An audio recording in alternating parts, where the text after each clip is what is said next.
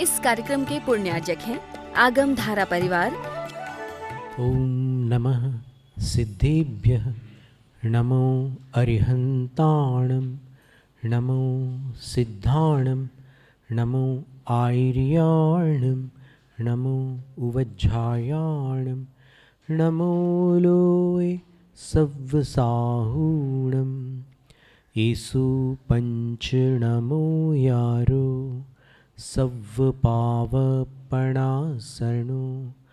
मंगलाणं च सव्वेसिं पढमं हवै मंगलं चत्तारि मंगलम् अरहन्तमंगलं सिद्धमंगलं साहुमंगलं केवलिपण्णत्तो धम्मो मंगलं चत्तारि लोगुत्तमा अरहन्तलोगुत्तमा सिद्धलोगुत्तमा साहुलोगुत्तमा केवलिपण्णत्तो धम्मो लोगुत्तमा चत्तारि शरणं पव्वज्जामि अरहन्तशरणं पव्वज्जामि सिद्धशरणं पव्वज्जामि साहुशरणं पव्वज्जामि केवलिपण्णत्तो धम्मो शरणं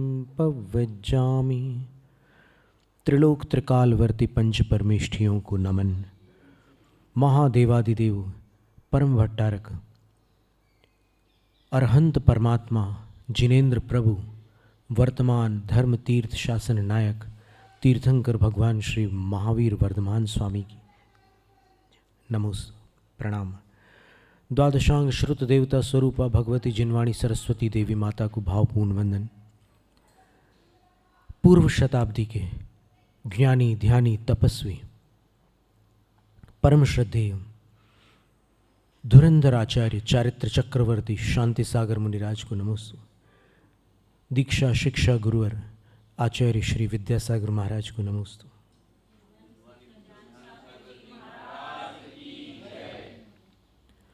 भक्तामर प्रणत मौलि मणिप्रभाणा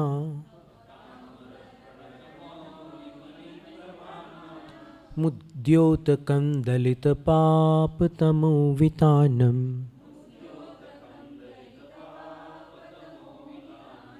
सम्यक प्रणम्य जिनपाद युगं युगादा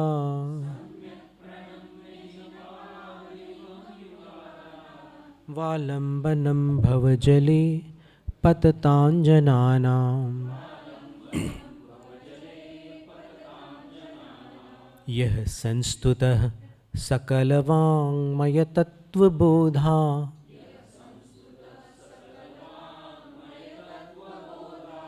दुद्भूत बुद्धिपटुभिः सुरलोकनाथैः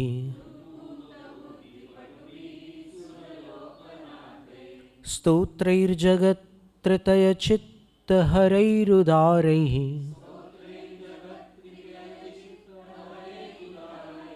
स्तोष्ये किलाहमपि तं प्रथमं जिनेन्द्रम्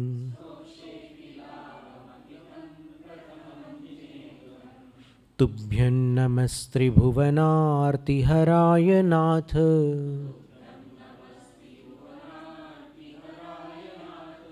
तुभ्यं नमः क्षितितलामलभूषणाय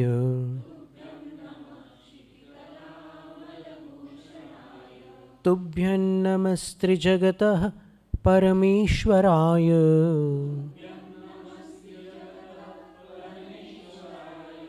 तुभ्यं नमो जिनभवो दधिशोषणाय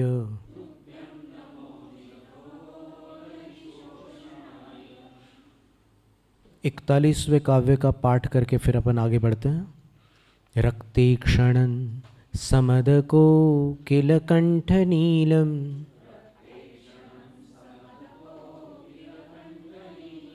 क्रोधोद्धतं फणिनमुत्फणमापतन्तम्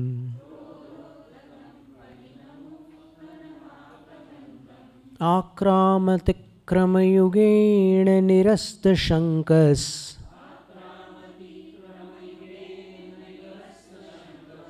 त्वन्नामनागदमनी हृदयस्य पुंसः।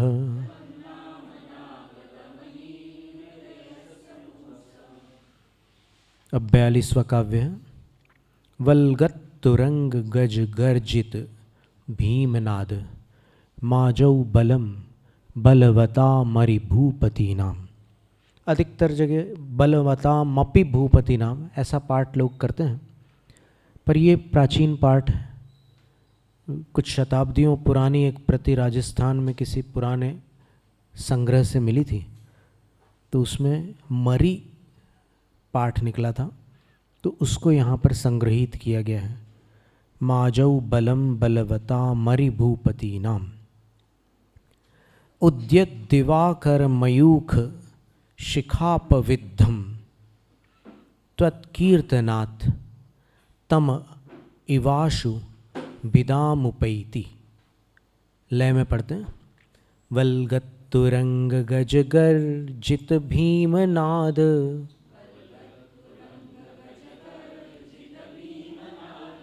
माजौ बलम बलवता मरि भूपति नाम।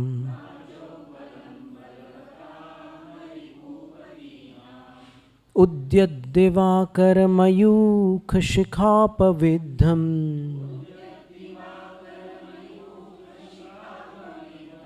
त्वत्कीर्तनात् तम इवाशुभिदामुपैति।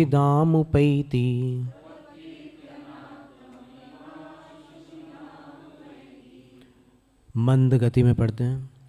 वल्गत तुरंग गजगर जित भीमनाद,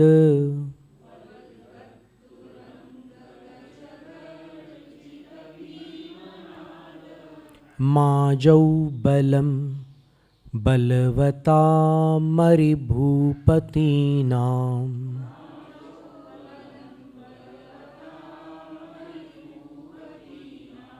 उद्यत दिवाकर मयूख शिखापविद्धम,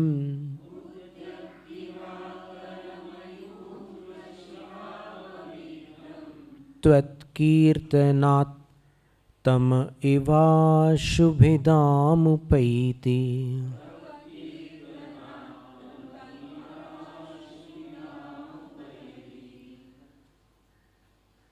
हे आदिश्वर प्रभु,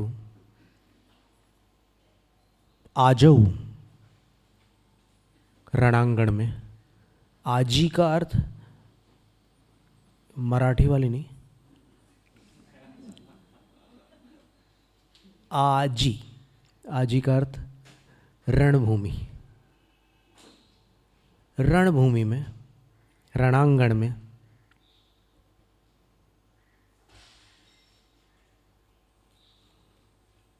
त्वत्कीर्तनात्, आपके कीर्तन से, अरि भूपति नाम बलम, शत्रु राजाओं का जो सैन्य बल है वह भिदामुपैति, भेदन को प्राप्त हो जाता है। ये राजा लोग रणांगण में, रणभूमि में अनेक प्रकार की व्यूह रचना करते हैं।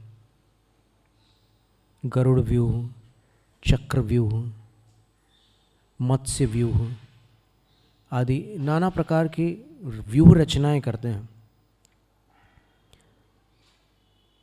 तो उसका भेदन करना बड़ा कठिन होता है, उसमें प्रवेश पाना बहुत दुष्कर होता है। अभिमन्यु ने चक्र व्यूह का भेदन किया था।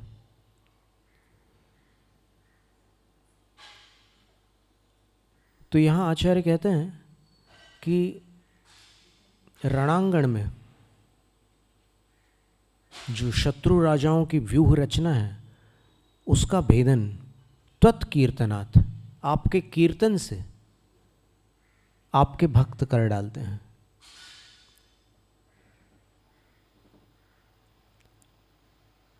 अब वो जो सैन्य बल है शत्रु राजाओं का, उसकी विशेषता बतला रहे हैं। वल्गत तुरंग गज गर्जित भीम नादम। कैसा है वो सैन्य बल कि जिसमें वल्गत तुरंग, हिन हिनाने वाले घोड़े हैं। घोड़े अपने सामने के दोनों पैर उठा करके एक ध्वनि निकालता है, वो चीसने जैसी ध्वनि होती है। और गज गर्जित, गज गर्जित का अर्थ होता है गजों की, हाथियों की चिंगाड़। और फिर सेना में जो अन्य मनुष्य आदि हैं वो भी कभी जोश में कोई आवाज़ निकाल लेते हैं। तो वो सैन्य बल ऐसा है कि जिसमें भीमनाद, भयंकर नाद हो रहे हैं। घोड़ों की आवाज़ें आ रही है, हाथियों की आवाज़ें आ रही है, और युद्ध के नगाड़े भी बजते हैं। रणभेरी जिसको कहते हैं, शब्द सुना हो आपने। रणभेरी का अर्थ होता है युद्ध के नगाड़े। तो इन सब की ध्वनियों के कारण एक भयंकर नाद उठ रहा है रणभूमि में, और वो नाद उस सैन्य बल से उठ रहा है। और वो शत्रु राजा कैसे हैं? बलवताम, बलवान, ऐसे साधारण राजा नहीं है, बड़े शक्ति संपन्न राजा हैं। अक्षौहिणी सेनाएं हो सकती हैं उनके पास। जैसे विभीषण ने जब विवश होकर, रावण द्वारा अपमानित होकर लंका का परित्याग किया था, रावण ने उनको देश निकाला दे दिया था कि तू हमारा भाई होकर के भी शत्रु के पक्ष में बोलता है, तेरा यहाँ कोई काम नहीं है, चल बाहर निकल जा। विभीषण ने निवेदन किया कि आपने ही मुझे वरदान दिया था कि जब भी कोई उचित बात कहनी हो तो तुम कह सकते हो, तो मैं आपके लिए हित की बात कह रहा हूँ। पर दशानन कहता है कि नहीं, तुम शत्रु के पक्ष की बात कर रहे हो, सीता को लौटाने की बात कर रहे हो, इसलिए तुम मेरे शत्रु हुए। विभीषण ने चरणों में नमस्कार करके कहा कि भैया, मेरी बात आपके लिए कभी हानिकारक नहीं होगी, अवश्यमेव हितकारक होगी। लेकिन दशानन ने पैर से ठोकर मार दी और देश निकाला दे दिया। जब विभीषण दशानन को छोड़कर लंका से प्रस्थान कर रहे थे, तब 31 अक्षौहिणी सेनाएं जो विभीषण के पक्ष को उचित मान रही थी, वो भी लंका छोड़ करके चली गई। ऐसा उत्तर पुराण की रामायण में उल्लेख मिलता है।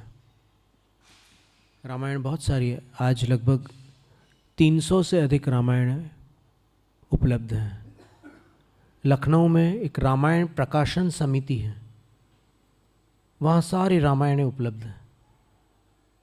तो उसमें कुछ जैन रामायण भी हैं। पंप रामायण है, जैसे कन्नड़ भाषा में लिखी हुई पंप रामायण है, वो जैन रामायण है, वो भी वहाँ पर उपलब्ध है।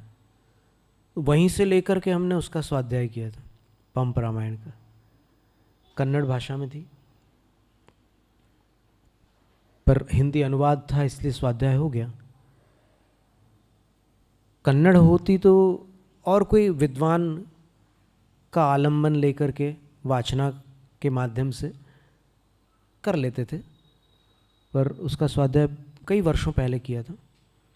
और ऐसे बहुत सारे रामायण हैं। तो ये जो सेनाएं होती है, अक्षौहिणी सेना, अक्षौहिणी सेना में हाथियों की एक निर्धारित संख्या होती है, रथों की एक निर्धारित संख्या होती है, अश्वों की अर्थात घोड़ों की एक निर्धारित संख्या होती है, पदातियों की, जो पैदल सैनिक होते हैं, उनकी एक संख्या होती है। ऐसा एक निर्धारित बहुत विशाल समूह होता है उसमें, जिसको अक्षौहिणी संज्ञा प्राप्त होती है।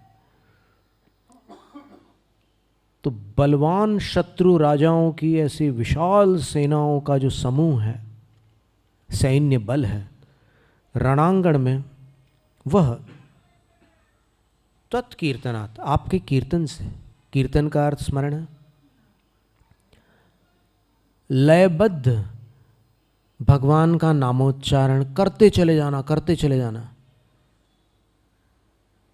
10 मिनट, 15 मिनट, 20 मिनट, आधा घंटा, पौन घंटा, 1 घंटा। जैसे अभी जैन परंपरा में नमोकार पाठ की एक पद्धति जीवित है, भक्तामर पाठ की एक पद्धति आज भी देखने को मिलती है। और उसमें भक्तामर पाठ में वो लोग बीच में हिंदी वाला भी करते हैं, कभी संस्कृत का भी करते हैं। वस्तुतः पाठ जो है वो मूल ही होता है। अब आपने अगर हिंदी अनुवाद का पाठ कर लिया तो हिंदी अनुवाद पढ़ने में कोई आपत्ति नहीं है, लेकिन कोई आप अनुष्ठान कर रहे हैं तो अनुष्ठान में तो मूल आचार्य की कृति ही पठनीय है। तो भक्तामर प्रणत मौलि मणि प्रभाणा, इससे यहाँ से लेकर तम मान तुंग मवशा समुपैति लक्ष्मी ही।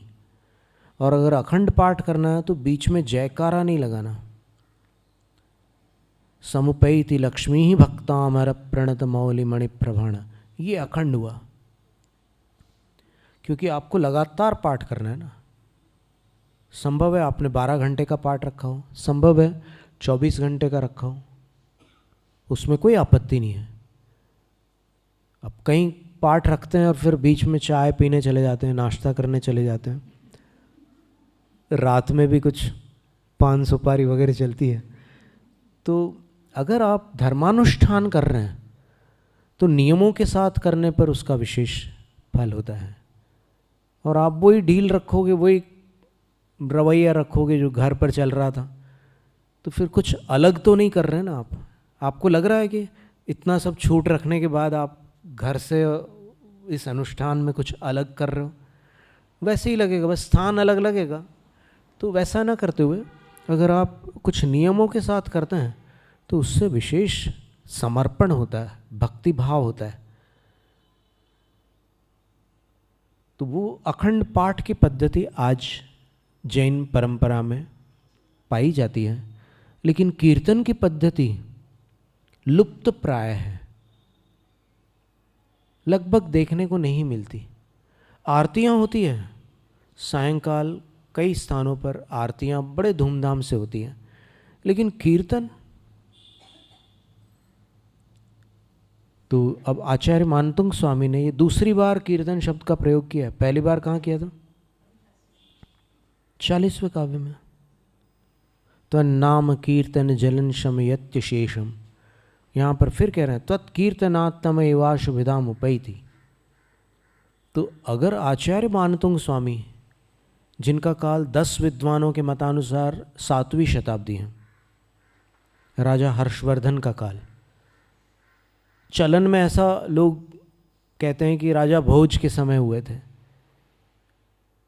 पर अनुसंधान करने पर, शैली विज्ञान आदि विषयों के माध्यम से खोज करने पर पता चलता है कि आचार्य मानतुंग स्वामी का काल 7वीं शताब्दी था। तो 7वीं शताब्दी में यदि ये कीर्तन का कथन आचार्य कर रहे हैं तो इसका अर्थ ये हुआ कि जैन परंपरा में कीर्तन की पद्धति मान्य रही है। फिर अभी वर्तमान में ऐसा हो गया है कि अब ये भक्ति वक्ति में क्या रखा है, अपन चलो स्वाध्याय करते हैं, तो स्वाध्याय के नाम पर लोगों ने भक्ति का लोप कर दिया।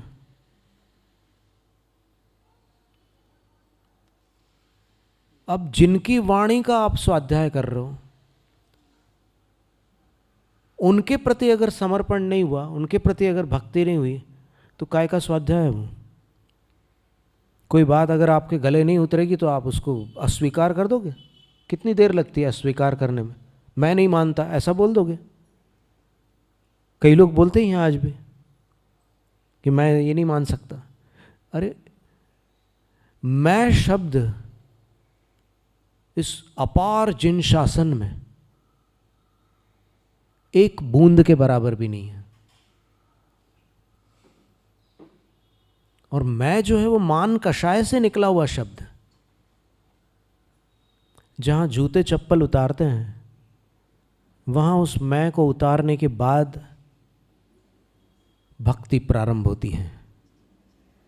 अभिमान के साथ भक्ति नहीं होती, भक्ति के साथ अभिमान नहीं होता। जो मानी सो ज्ञानी नहीं, और जो ज्ञानी सो मानी नहीं। तो ये कीर्तन की पद्धति बड़ी सुंदर है। यहाँ तो कह रहे हैं कि युद्ध के क्षेत्र पर कीर्तन करने वाले विजय को प्राप्त होते। अभी तो विजय की बात बाद में है, अभी तो व्यूह का भेदन कर डालते हैं वो। व्यूह का भेदन किए बिना तो शत्रु सेना को कोई हानि नहीं होती, वो सुरक्षित रहती है। तो युद्ध का भेदन करने के लिए, व्यूह का भेदन करने के लिए ये त्वत्कीर्तनात्, आपके कीर्तन से सक्षम होते हैं। अब कोई कहेगा कि भाई अपन भगवान की भक्ति क्या इन लौकिक कार्यों के लिए कर सकते हैं? तो उसका उत्तर ध्यान से सुनिएगा। ये आपकी भूमिका पर निर्भर करता है। आप सराग होकर अगर वीतराग होने का ढोंग करेंगे तो नहीं कर सकते आप।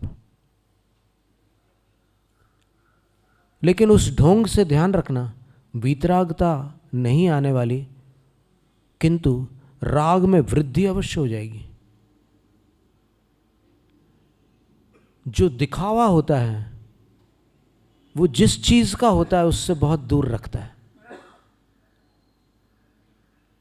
कुछ समझ में आया कि नहीं आया?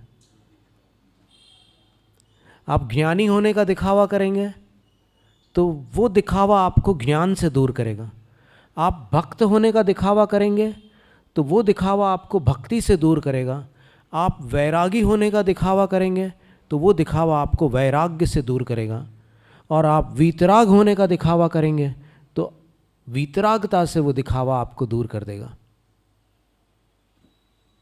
ये दिखावे का धर्म नहीं है, ये अंतः शुद्धि का धर्म है।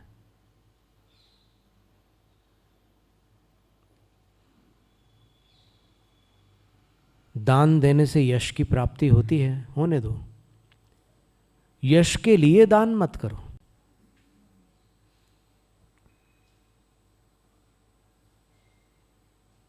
यश के लिए दान करने वाले बोली लगाते हैं और वसूली करने पहुंचते हैं तो बोलते कि दे देंगे दे देंगे। वो टालम टोल करते रहते हैं और राशि नहीं पहुंच पाती। वस्तुतः वो जो राशि है वो धरोहर है, आप उसके स्वामी नहीं हैं, क्योंकि आप घोषित कर चुके हो। वो धर्म के लिए घोषित राशि है, तो अब आप उसके स्वामी नहीं हैं। और वैसे बोली की पद्धति शास्त्र में है भी नहीं। शास्त्र में तो सीधा लिखा, भाव संग्रह ग्रंथ में देवसेन आचार्य महाराज ने प्राकृत गाथा के अंदर लिखा है कि प्रत्येक जैन अपनी आमदनी के 6 हिस्से कर लें और 6 में से 1 भाग धर्म के लिए निश्चित कर लें। अगर साल में 6 लाख कमाता है तो 1 लाख धर्म के लिए फिक्स कर लो। और अगर ज़्यादा कमाता है या फिर कम कमाता है तो कैलकुलेटर का इस्तेमाल कर लो। डिवाइडेड बाय 6 कर लो, तो उतना फिक्स है। वो आपके आगामी भवों के लिए फिक्स डिपॉजिट हो गया, एफडी में चला गया वो। और बैंक में जो आप रख रहे हैं सेविंग्स वाला, वो इस जन्म के लिए फिक्स डिपॉजिट है। और रेकरिंग डिपॉजिट्स तो ठीक है, आते हैं जाते हैं, आते हैं जाते हैं। तो ये कीर्तन जो होता है ये संकट में भी किया जाता है। इसका अर्थ ये नहीं हुआ कि मिथ्यात्व का दोष आ गया, नहीं। कभी कभी सम्यक दृष्टि भी सकाम भक्ति कर लेता है, शास्त्र में इसका वर्णन है। भक्ति दो प्रकार की होती है, निष्काम भक्ति, सकाम भक्ति। अब श्रेष्ठ कौन सी है अगर पूछोगे तो निष्काम भक्ति श्रेष्ठ है, उसमें तो कोई दो मत नहीं है। निष्काम का अर्थ होता है भक्ति कर रहे हैं आप, उसके बदले कोई कामना नहीं कर रहे हैं, बहुत अच्छी बात है, वो श्रेष्ठ है। लेकिन कदाचित सकाम भक्ति भी आवश्यक हो जाती है, अनिवार्य हो जाती है। इस कार्यक्रम के पुण्यार्चक थे आगम धारा परिवार,